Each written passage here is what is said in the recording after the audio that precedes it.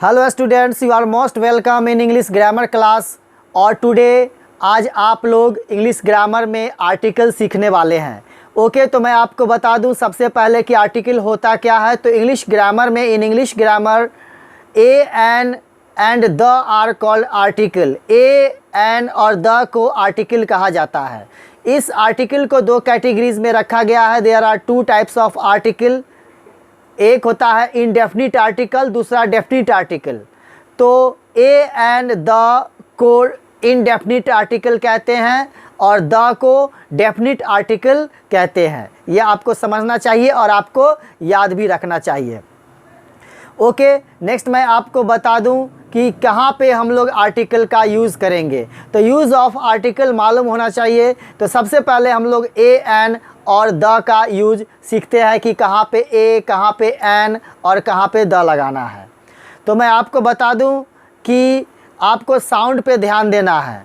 आपको vowel sound जब आएगा, यानी कि अगर प्रोनाउंसिएशन अ से लेकर के अह तक आएगा तो आपको एन लगाना है। ऐसे नाउन्स जिसके साउंड्स के स्टार्टिंग में, शुरुआत में अ से अह तक आएगा तो आपको एन लगाना है।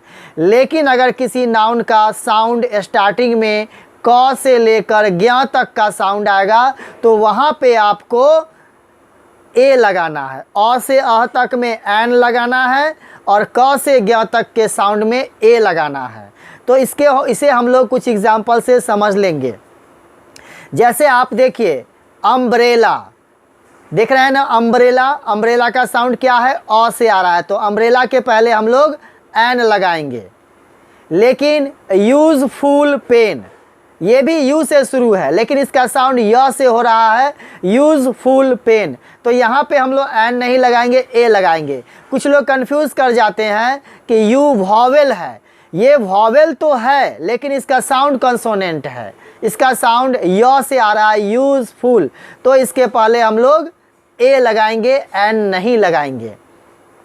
इसी तरह से आप देख लीजिए, जैसे एलिफेंट, एलिफेंट के पहले एन लगाएंगे, एन एलिफेंट, क्योंकि एलिफेंट में ए आ रहा है, ए साउंड है, एन एलिफेंट।